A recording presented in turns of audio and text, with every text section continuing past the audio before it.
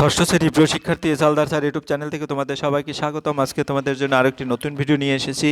প্রশ্ন হচ্ছে এটা 1 সেরা প্রস্তুতি ভূগোল মডেল প্রশ্ন 2026-এর সেট নম্বর 1, ষষ্ঠ শ্রেণী ক্লাস 6, প্রথম পর্যায়ক্রমিক মূল্যায়ন 2026, 30 মার্কের একটি স্কুলের প্রশ্ন বিশ্লেষণ সহ আমি সম্পূর্ণ সমাধান দেখাবো। তোমাদের অনেকের মনেই প্রশ্ন আসতে পারে যে আসলে আমরা তো কেবল সবেমাত্র পড়াশোনা শুরু করলাম, কিন্তু এখনই তোমার প্রশ্ন সেট বা এরকম মডেল প্রশ্ন দেখার কী প্রয়োজনীয়তা। আসলে কি মডেল প্রশ্নগুলি দেখলে তোমরা যে কোনো অধ্যায় যদি পড়ো তাহলে হঠাৎ করে মনে পড়বে যে এই প্রশ্নটা তো একটা স্কুলের প্রশ্ন হিসাবে আসছে এবং এই প্রশ্নটা অনেক গুরুত্বপূর্ণ। আর দ্বিতীয়ত তোমাদের যখন সম্পূর্ণ প্রিপারেশন হয়ে যাবে তারপরে যে যত বেশি মডেল প্রশ্ন বিভিন্ন স্কুলের প্রশ্ন দেখবে এবং সেটা সলভ করতে পারবে, তার কিন্তু দেখা গেছে কনফিডেন্স লেভেলে অনেক হাই হবে। এই কারণে আমি বলবো তোমরা পড়াশোনার পাশাপাশি যে কোনো স্কুলের প্রশ্ন দেখো এবং বেশি বেশি করে সেটা কোথায় কোনভাবে দেওয়া আছে সেগুলি সলভ করার চেষ্টা করব। তাই ভিডিও শুরুতে প্রথমেই বলবো তোমরা যারা এখনও আমার চ্যানেলটিকে সাবস্ক্রাইব করোনি তারা এখনই চ্যানেলটিকে সাবস্ক্রাইব করে বেল আইকনটি প্রেস করে দাও এরকম আরও অনেক ভিডিও পাওয়ার জন্য। তোমরা দেখতে পাচ্ছ এখানে বিভিন্ন এখানে দেখা গেছে তোমার প্রথমে যদি তোমরা জেনে থাকো যে দেবদত্তা মাঝি 2023 সালে মাধ্যমিকে কিন্তু সে ফার্স্ট হয়েছিল। তার অ্যানালাইসিস বা বিশ্লেষণ বা তোমরা যদি কথা শুনে থাকো দেখবে সে কিন্তু দেখা গেছে নিজেকে যাচাই করার জন্য একাধিক বিভিন্ন ধরনের, এখানে রায়ান মার্টিন প্রশ্ন বিচিত্রার থেকে নেওয়া, কিন্তু এরকম অনেক ধরনের প্রশ্ন সে সলভ করেছে। যাই হোক, আমরা সরাসরি চলে যাব প্রশ্ন বিশ্লেষণে। প্রথমেই দেখি জিওগ্রাফি ক্লাস 6। এখানে একটা স্কুলের প্রশ্ন আছে, এখানে টোটাল এক এক করে সঠিক উত্তরটি বেছে নিয়ে লেখো। 1 নম্বর, 2 নম্বরে শূন্যস্থান পূর্ণ করো, 3 নম্বরে 2-1 কথায় উত্তর দাও, 4 নম্বরে যে কোনো 2টি প্রশ্নের উত্তর দাও, 5 নম্বরে যে কোনো 2টি প্রশ্নের যেটা 3 মার্ক করে এবং 6 নম্বরে কিন্তু 5 মার্ক করে প্রশ্ন আছে। আমি সরাসরি আর এটা বলবো তোমাদের প্রশ্ন নম্বর 1 আমি এক এক করে এরকম আরও অনেক প্রশ্ন তোমাদের সলভ করে দেবো। যাই হোক, আমি সরাসরি সলভে চলে যাচ্ছি। 1 নম্বর প্রশ্ন, সঠিক উত্তরটি বেছে নিয়ে লেখো। কল্পনা চাওলা মহাশূন্যে পাড়ি দেন কত সালে? তোমাদের বই থেকে নেওয়া, যেটা হচ্ছে কল্পনা চাওলা মহাশূন্যে পাড়ি দেন হচ্ছে তোমার 1997 সালে। তাহলে 1997 সালে আমরা টিক মারব। নেপচুনের গ্রহের রং, নেপচুনের গ্রহের রং 2 নম্বর। নেপচুনের গ্রহের রংটা কি? নেপচুনের গ্রহের রং হচ্ছে নীল। আমরা এখানে উত্তরটা দিয়ে দেব। মূল মধ্যরেখার মান হলো, মূল মধ্যরেখার মান কত? মূল মধ্যরেখার মান হচ্ছে 0 ডিগ্রি। আমরা 0 ডিগ্রিতে টিক মারব। ভারতের ক্ষুদ্রতম রাজ্য হলো, ভারতের ক্ষুদ্রতম রাজ্য কি? গোয়া। ভারতের ক্ষুদ্রতম রাজ্য হচ্ছে গোয়া, এটা ভালো করে মনে রাখতে হবে, ডি উত্তর। এরপরে ব্রহ্মপুত্রের একটি উপনদী কোনটি? ব্রহ্মপুত্রের একটি উপনদী হচ্ছে কোশি। কোশিটা হচ্ছে ব্রহ্মপুত্রের একটি উপনদী। আমরা 1 নম্বরের প্রশ্ন সুন্দরভাবে সলভ করে দিলাম। এবার আমরা চলে যাব 2 নম্বরের প্রশ্ন। 2 নম্বর, শূন্যস্থান পূরণ করো। কোপার্নিকাস ছিলেন ড্যাশ দেশের জ্যোতির্বিজ্ঞানী। তাই কোপার্নিকাস ছিলেন পোল্যান্ডের জ্যোতির্বিজ্ঞানী। আমরা 1 নম্বরের উত্তর হয়ে গেল। এরপরে মিরিন্ডা ড্যাশ নামের গ্রহ, মিরিন্ডা ইউরেনাস নামের গ্রহ। তারপরে নিরপেক্ষ রেখার অপর নাম, নিরপেক্ষ রেখার অপর নাম বিষুব রেখা।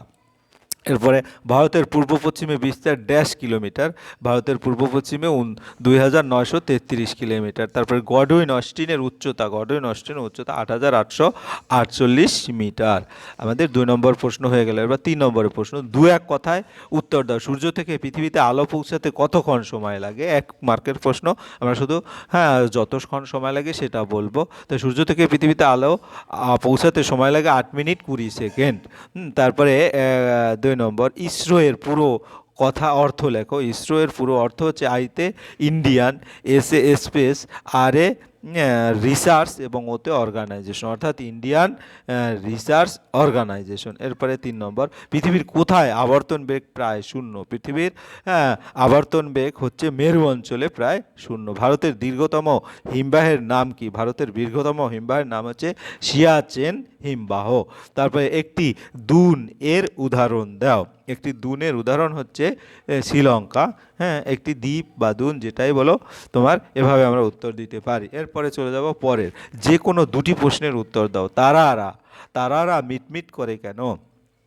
তারারা মিটমিট করে, তারারা আমাদের কাছে দূরের আলোকবিন্দু, তাদের আলো পৃথিবীতে বায়ুমণ্ডলে বিভিন্ন স্তর দিয়ে আমাদের চোখে পৌঁছায়। বায়ুমণ্ডলে বিভিন্ন স্তরের ঘনত্ব তাপমাত্রা একরকম নয়, ফলে আলো বারবার প্রতিসরণ হয়। এই প্রতিসরণের ফলে তারা আলো কখনো উজ্জ্বল আবার কখনো ম্লান দেখায়। এ কারণেই তারারা মিটমিট করে। এরপর ছায়াবৃত্ত কি? পৃথিবীর দুই ভাগ করে, কিন্তু পৃথিবীর উপর সূর্যের আলো একসঙ্গে সব জায়গায় পড়ে না। যে কাল্পনিক রেখা দিন ও রাতের আলোকিত অংশকে পৃথক করে তাকে ছায়াবৃত্ত বলে। অর্থাৎ পৃথিবীর আলোকিত অংশ এবং অন্ধকার অংশের মাঝের সীমারেখাই ছায়াবৃত্ত। এরপর আমরা পরের প্রশ্ন যাব, গিরিপথ কাকে বলে? গিরিপথ, হ্যাঁ, পাহাড় বা পর্বতের মধ্যবর্তী যে নিচু সংকীর্ণ ও প্রাকৃতিক পথ দিয়ে এক স্থান থেকে অন্য স্থানে যাতায়াত করা যায় তাকে গিরিপথ বলে। গিরিপথ সাধারণত পাহাড়ের দুই চূড়ার মাঝে থাকে। যাতায়াত ও বাণিজ্যের জন্য গুরুত্বপূর্ণ। উদাহরণ নাথুলা গিরিপথ, খাইবার গিরিপথ। এরপর আমরা যাব 5 নম্বরের প্রশ্ন, পৃথিবীর গ্রহের কয়েকটি বৈশিষ্ট্য লেখো। এটা 3 মার্কের প্রশ্ন, যে কোনো দুটি প্রশ্ন। তাই পৃথিবী সৌরজগতের একটি গুরুত্বপূর্ণ গ্রহ। এর প্রধান বৈশিষ্ট্য হলো পৃথিবী সূর্য থেকে তৃতীয় গ্রহ। পৃথিবীর উপর প্রচুর জল, বায়ু ও উপযুক্ত তাপমাত্রা আছে। পৃথিবীতে প্রাণের অস্তিত্ব রয়েছে যা অন্য গ্রহে দেখা যায় না। পৃথিবী নিজ অক্ষের উপর আবর্তন ও সূর্যের চারিদিকে পরিক্রমণ করে। পৃথিবী একটি প্রাকৃতিক উপগ্রহ, চাঁদ রয়েছে। এই কারণে পৃথিবীকে জীবন ধারণের উপযোগী গ্রহ বলা হয়। এরপর আমরা চলে যাব 2 নম্বরের প্রশ্ন, নিরক্ষতল এবং কক্ষতল বলতে কি বোঝায় তা লেখো। নিরক্ষতল পৃথিবীর মাঝ বরাবর অবস্থিত নিরক্ষরেখা 0 ডিগ্রি অক্ষাংশ যে কাল্পনিক সমতল সৃষ্টি করে তাকে নিরক্ষীয় তল বলে। এই তল পৃথিবীকে উত্তর ও দক্ষিণ গোলার্ধে ভাগ করে। কক্ষতল সূর্যের চারিদিকে পৃথিবী যে নির্দিষ্ট পথে ঘোরে সেই পথকে কক্ষপথ বলে। এই কক্ষপথের দ্বারা গঠিত কাল্পনিক সমতলকে কক্ষতল বলা হয়। এরপরের প্রশ্ন আমার গিয়া হলো ভারতের 3 নম্বর, ভারতের ভূপ্রাকৃতিক অঞ্চলগুলির নাম লেখো। ভারতের ভূপ্রাকৃতিক অঞ্চলগুলোর নাম হলো, ভারতের প্রাকৃতিক গঠন অনুযায়ী দেশটিকে প্রধানত 5টি অঞ্চলে ভাগ করা হয়েছে। উত্তর ভারতের পর্বতমালা যেটাকে হিমালয় অঞ্চল বলে, উত্তর ভারতের সমভূমি, উপদ্বীপ ও মালভূমি, উপকূলীয় সমভূমি, দ্বীপ পুঞ্জ অঞ্চল। এই অঞ্চলগুলির ভৌগোলিক বৈচিত্র্যের জন্য ভারত একটি বৈচিত্র্যময় দেশ। এরপর আমরা চলে যাব 6 নম্বরের প্রশ্ন। 6 নম্বরের প্রশ্ন কি বলেছে, যে কোনো একটি প্রশ্নের উত্তর দাও, মার্ক কিন্তু তোমার থাকবে 5 মার্ক। উল্কা সম্বন্ধে যা জানো লেখো। তাহলে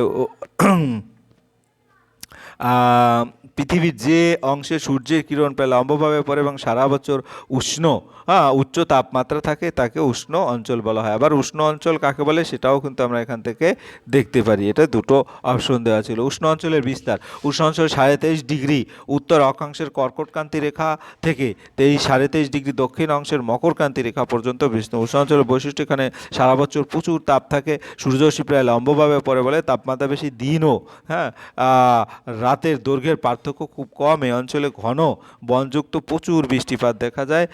উষ্ণ অঞ্চলে নানা ধরনের উদ্ভিদ প্রাণী বাস করে। উষ্ণ অঞ্চলে উদাহরণ আফ্রিকার মধ্যভাগ, দক্ষিণ আমেরিকার আমাজন অঞ্চল, ভারত, ইন্দোনেশিয়া প্রভৃতি। এই কারণে উষ্ণ অঞ্চল পৃথিবীর সবচেয়ে উষ্ণ জলবায়ু অঞ্চল। এরপরে দেখো, যে কোনো একটি প্রশ্ন চিত্র অঙ্কন করে পৃথিবীর প্রধান প্রধান অক্ষরেখাগুলো দেখাও। দ্রাঘিমা রেখা কাকে বলে? তাহলে দ্রাঘিমা রেখা পৃথিবীর প্রধান অক্ষরেখাগুলি হলো, পৃথিবীর উপর যে কাল্পনিক রেখা আঁকা হয়েছে তাদের অক্ষরেখা বলা হয়। প্রধান অক্ষরেখাগুলি হলো নিরক্ষরেখা 0 ডিগ্রি অক্ষাংশ, কর্কটক্রান্তি রেখা 23.5 ডিগ্রি অক্ষাংশ, মকরক্রান্তি রেখা 23.5 ডিগ্রি দক্ষিণ অক্ষাংশ, উত্তর মেরুবৃত্ত 66.5 ডিগ্রি উত্তর অক্ষাংশ, দক্ষিণ মেরুবৃত্ত 66.5 দক্ষিণ অক্ষাংশ।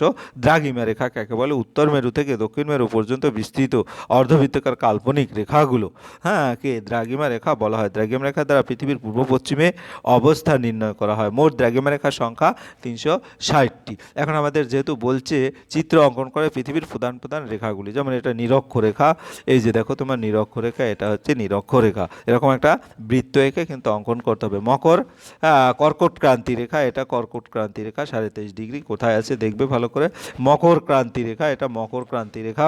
তারপর উত্তর মেরুবৃত্ত, উত্তর সুমেরুবৃত্ত রেখা তোমার গিয়ে 66.5 ডিগ্রি, আর এখানে কিন্তু উত্তর মেরুবৃত্ত, দক্ষিণ মেরুবৃত্ত 66.5 ডিগ্রি। যাই হোক, এরপরে যেমন উত্তর মেরু, দক্ষিণ মেরু।